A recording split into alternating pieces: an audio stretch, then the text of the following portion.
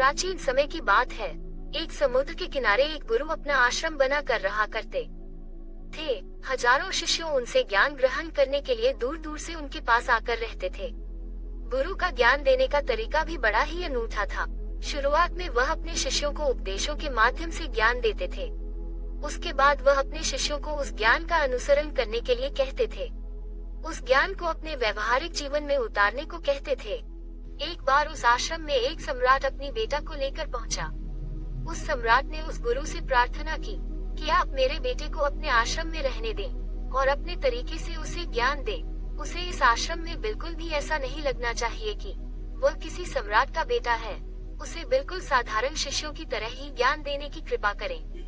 गुरु ने मुस्कुराते हुए कहा कि सम्राट, ज्ञान इसी तरीके से लिया जा सकता है।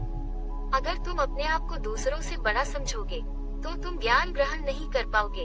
अगर तुम्हें ज्ञान ग्रहण करना है तो तुम्हें दूसरों की तरह अपने आप को साधारण समझना होगा। यही ज्ञान ग्रहण करने की सबसे पहली सीढ़ी होती है।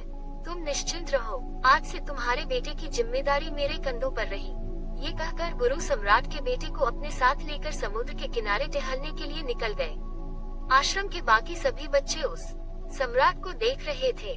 सम्राट अपने बेटे को अपने रथ पर बिठाकर लाया था, जिससे सभी बच्चे समझ गए थे कि यह लड़का सम्राट का बेटा है। इसी वजह से आश्रम के सभी बच्चे सम्राट के बेटे की तरफ आकर्षित हो गए थे। जब गुरु सम्राट के बेटे को लेकर समुद्र पर टहल रहे थे तो सम्राट का बेटा अचानक फूट फूट कर रोने लगा, क्योंकि अभी वह सिर्फ 12 वर्ष का था और 12 वर्ष की आयु में उसके पिता उसे अपने से दूर छोड़कर चले गए थे। ये सदमा वो बच्चा सहन नहीं कर पा रहा था। वह नहीं समझ पा रहा था कि उसके पिता उसकी भलाई के लिए उसे उस गुरु के पास छोड़कर गए हैं। उसे रोते हुए देखकर गुरु ने कहा कि बेटा, मैं तुम्हें चुप नहीं करूँगा। हो सकता है कि आज मैं तुम्हारे आंसू पोंछ दूं, लेकिन कल तुम फिर अपने आप को अकेला पाओगे। याद रखना, जीवन में इंसान अकेला आता है और अकेला ही जाता है। जितनी जल्दी जो इंसान इस बात को समझ लेता है, वो उतनी जल्दी आत्मज्ञान के रास्ते पर निकल पड़ता है। गुरु ने अपनी बात आगे बढ़ाते हुए कहा कि जो इंसान अकेला रहना सीख लेता है वही खुद से प्यार कर पाता है, और जो खुद से प्यार करना जानता है वह किसी के भी जाने का अफसोस नहीं करता, क्योंकि वह खुद से ही प्यार करता है। धीरे धीरे तुम आश्रम के माहौल में ढल जाओगे। शुरुआत में तुम्हें समस्या आ सकती है, लेकिन कुछ दिनों के बाद तुम इसे आत्मसात कर लोगे। उसके बाद तुम्हें यही जगह बहुत अच्छी लगने लगेगी। ये जगह तुम्हें अपनी महल जैसी लगने लगेगी। संध्या हो चली थी। समुद्र के दूसरे छोर पर सूरज छिपने लगा था और अपने लालिमा पूरे आसमान में बिखेर रहा था। बड़ा ही सुंदर दृश्य था और गुरु शिष्य को अपने साथ लेकर आश्रम में वापस लौट आए। उस शिष्य को भी थोड़ी सांत्वना मिली, क्योंकि गुरु की आंखों में एक अभूतपूर्व शांति झलक रही थी। और जब हम किसी एकांतवासी गुरु की आंखों में वो शांति देख लेते हैं तो हमारे हृदय का वैसे भी सारा भार हट जाता है। मन एकदम निर्मल हो जाता है। जब सम्राट का बेटा रात्रि का भोजन करने के लिए भोजन कक्ष में पहुंचा, तो आसपास के सभी शिष्य उसके पास आने लगे। उन सभी को पता था कि सम्राट का बेटा है और अगर हम इससे दोस्ती कर लेते हैं तो उससे हमारा बहुत फायदा होने वाला है। यही सोचकर आश्रम के ज्यादा बच्चों ने उसे घेर लिया था। बस कुछ बच्चे जो अकेले रहने का महत्व समझते थे, जो दिखावे में विश्वास नहीं करते थे, वो उस सम्राट के बेटे के पास जाने की बजाय अपना पूरा ध्यान खाने पर लगा रहे थे और एकांत में बैठकर अपना भोजन कर रहे थे। कुछ दिनों के बाद सम्राट के बेटे की आश्रम के ज्यादातर बच्चों के साथ दोस्ती हो गई। आश्रम में उन बच्चों के साथ घूमता, उन्हीं के साथ अपना ज्यादातर समय बिताता। आखिरकार सम्राट का बेटा था, सुख सुविधाओं में पला बड़ा था। आसपास बहुत से दास दासियां होते थे। आसपास अपने मित्रों से घिरे होना, वही दिनचर्या उसने इस आश्रम में भी अपना ली थी। ऐसा नहीं था कि गुरु को ये सब पता नहीं था, पर गुरु से अलग तरीके से ज्ञान देना चाहते थे। बच्चों को ज्ञान आप उपदेश देकर नहीं दे सकते, उन्हें साक्षात्कार कराना पड़ता है। उसके बाद उन्हें ये बात समझ आती है जो आप समझाना चाहते हैं। गुरु को ये बात पता थी कि अगर मैं इसे बोलकर बताऊंगा तो कभी समझ नहीं पाएगा। मुझे इसे दिखाना पड़ेगा, इसे एहसास कराना पड़ेगा कि अकेले रहने से ही तुम अपनी शक्तियों को जान पाओगे। ये सीख देने के लिए गुरु एक दिनों शिष्य को अपने साथ एक पहाड़ी की चोटी पर ले गए। पहाड़ी पर पहुंचकर गुरु ने शिष्य से कहा कि अब तुम्हारा ज्ञान पूरा हो चुका है, बस एक आखिरी रात तुम्हें यहाँ पर बितानी होगी। उसके बाद अगले दिन शाम को मैं तुम्हारे राजमहल में तुमको पहुँचा दूंगा। वो बच्चा तो ये सुनकर बहुत खुश हो गया कि अब मैं वापस अपने राजमहल चला जाऊंगा, फिर से मेरे दास उदासियां सारी भूख की वस्तु मेरे पास होंगे। उस शिष्य ने गुरु से पूछा कि गुरुजी, मुझे आज रात आप यहाँ पहाड़ी पर क्यों छोड़ रहे हैं? आखिर मुझे कौन सा आखिरी ज्ञान यहाँ से मिलेगा? गुरु ने मुस्कुराते हुए कहा कि यहाँ पर चट्टान के पीछे छिपकर बैठना होगा।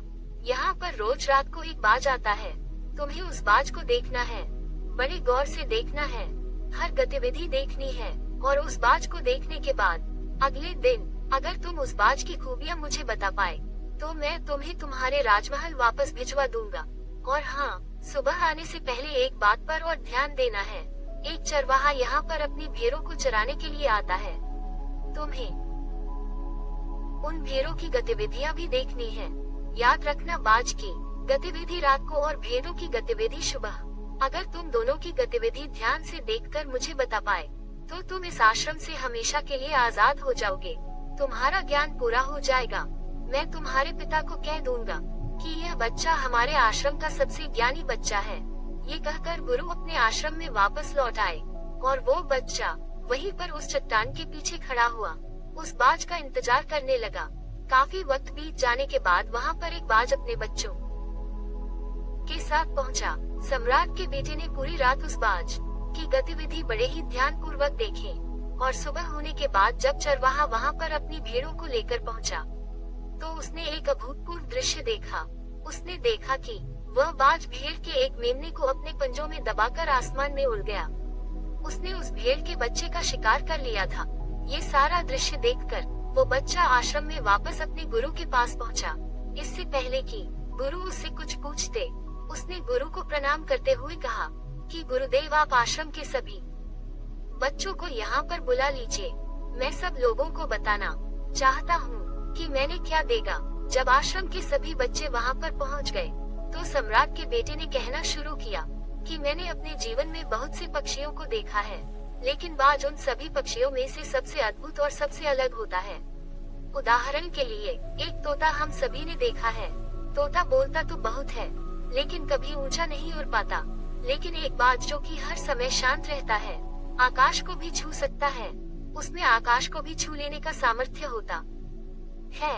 जब भी एक बाज अपने शिकार को निश्चित कर लेता है तो वो उसी शिकार पर अपनी नजरें गड़ाए रहता है, चाहे वह कितनी भी ऊंचाई पर क्यों ना हो, चाहे कितना भी बड़ा तूफान क्यों ना आ जाए, लेकिन उसकी नजर हमेशा अपने लक्ष्य पर स्थिर रहती है।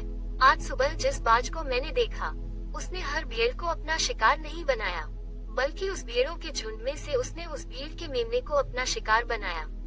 उस बाज की तरह हमें भी अपना ध्यान अपने एक ही लक्ष्य पर स्थिर रखना चाहिए, चाहे कितनी भी अड़चन क्यों ना आए।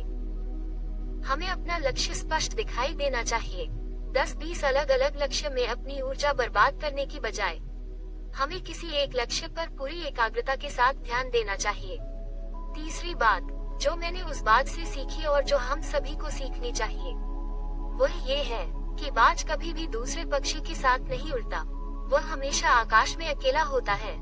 इससे हमें ये सीख लेनी चाहिए कि हमें कभी भी छोटी सोच वाले लोगों के साथ नहीं रहना चाहिए।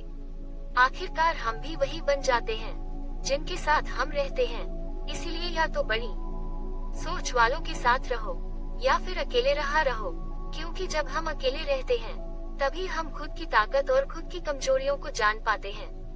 कमजोरियों को जानकर उनको दूर कर सकते हैं और अपनी ताकत को जानकर उसका सही इस्तेमाल कर सकते हैं, लेकिन वो तभी संभव होगा जब हम अकेले रहना सीखेंगे। चौथी सीख जो हमें एक बाज से लेनी चाहिए कि एक बाज हमेशा अपनी सीमाओं से ऊपर उठकर उड़ता है। जब तूफान आता है तो हर एक पक्षी अपने घोंसले की तरफ भागता है, खुद को छुपाने की जगह ढूंढता है, लेकिन बाज ऐसा कुछ भी नहीं करता। वह खुद की सीमाओं को तोड़कर बादलों से भी ऊपर उड़ने का प्रयास करता है। हवाएं उसे थप्पड़ मारती हैं, पंख उसके भारी हो जाते हैं, पानी और धूल की वजह से उसे कुछ दिखाई नहीं देता, लेकिन फिर भी आसमान की तरफ उड़ता रहता है और अंततः बादलों से भी ऊपर निकल जाता है और वहाँ तब तक उड़ता रहता है जब तक मौसम ठीक नहीं हो जाता।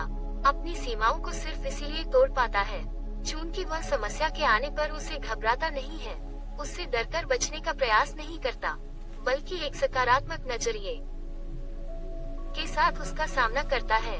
जीवन में चाहे कितनी भी अड़चन क्यों ना आए, हमें उन अड़चनों से लड़ना चाहिए, न कि उनसे डरकर कहीं छिपकर बैठना चाहिए।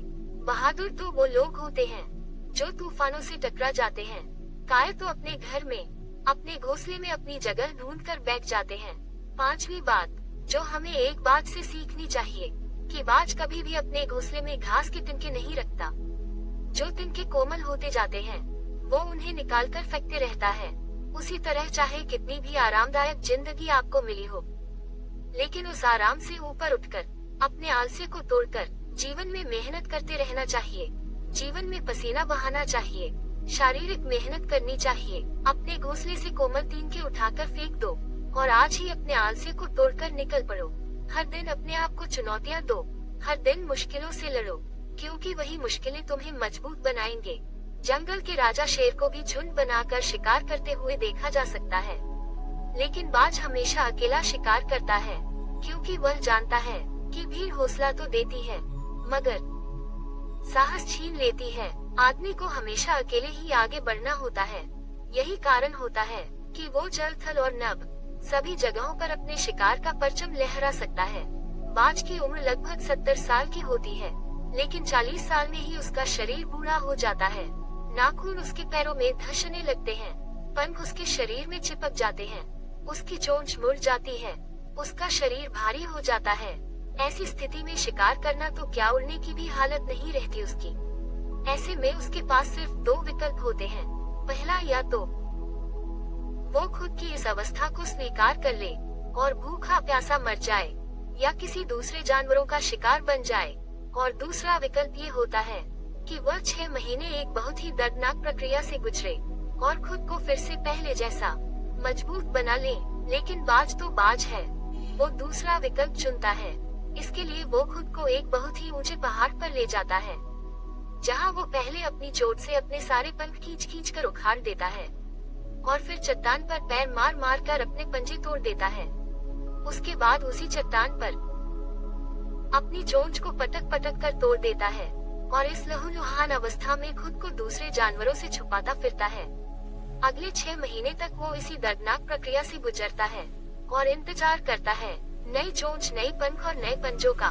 तब फिर वो अपनी नई जिंदगी शुरू करता है और निकल पड़ता है अपने शिकार पर और अगले 30 सालों तक फिर से राज करता है। इसीलिए समय आने पर हमें भी अपनी पुरानी आदतों को छोड़ना पड़ता है और कुछ नया सीखना पड़ता है। समय के साथ बदलना पड़ता है, अपने आप को तैयार करना पड़ता है, वरना हमारा भी शिकार हो सकता है, हम भी पीछे रह सकते हैं। इसके बाद सम्राट के बेटे ने भीड़ की विशेषता बताते हुए कहा कि भेड़ हमेशा झुंड में चलती है, उन्हें झुंड में एक साथ चलने से हिम्मत मिलती है, लेकिन जैसे ही उन पर शिकार होता है वैसे ही वह भीड़ तितर बितर हो जाती है और उस पूरी भीड़ में से एक भी भेड़ अपने साथी की मदद करने के लिए वापस नहीं लौटते। इससे हमें ये सीख मिलती है कि हमारे साथ कितने भी लोग खड़े हों, किसी पर भी यकीन नहीं करना। यकीन करना तो खुद पर करना, क्योंकि बुरा समय आने पर वो भीड़ कब तितर बितर हो जाएगी आपको पता ही नहीं चलेगा। गुरु को प्रणाम करते हुए सम्राट के बेटे ने अपने गुरु से कहा कि गुरुदेव, अगर मुझसे कोई सीख रह गई हो तो कृपा करके आप बताने की कृपा करें। गुरु ने सभी बच्चों को संबोधित करते हुए कहा कि ये सभी बातें जो अभी इस बच्चे ने बताई है सब सही है, लेकिन ये सारी खूबियाँ आप लोगों में तभी पैदा हो पाएगी जब आप अकेले रहने का अभ्यास करेंगे। आपने देखा होगा कि बाज कभी भी किसी दूसरे पक्षी के साथ नहीं रहता, न ही किसी के साथ अपनी जोड़ी बनाता। वो आसमान में अकेला उड़ता है और अकेला उड़ने की वजह से वह अपनी ताकत और अपनी कमजोरियों को जान पाता है। इसके बाद गुरु ने अपनी बात खत्म करते हुए कहा कि मैं आज रात इस सम्राट के बेटे को इसके राजमहल में छोड़ने के लिए जा रहा हूँ, क्योंकि इसकी सीख यहाँ पर पूरी हो गई है। और यह कहकर गुरु उस सम्राट के बेटे का हाथ पकड़कर राजमहल की तरफ रवाना हो गए और बाकी के सभी बच्चे उन्हें पीछे से जाते हुए देखते रहे। तो दोस्तों, कैसी लगी ये कहानियाँ आपको? कमेंट सेक्शन में जरूर बताना और अच्छी लगी हो तो इस चैनल को सब्सक्राइब करके नोटिफिकेशन बेल को जरूर प्रेस कर देना। तो मिलते हैं अगली कहानी में, तब तक के लिए अपना ख्याल रखें। धन्यवाद। नमो बुद्धाय।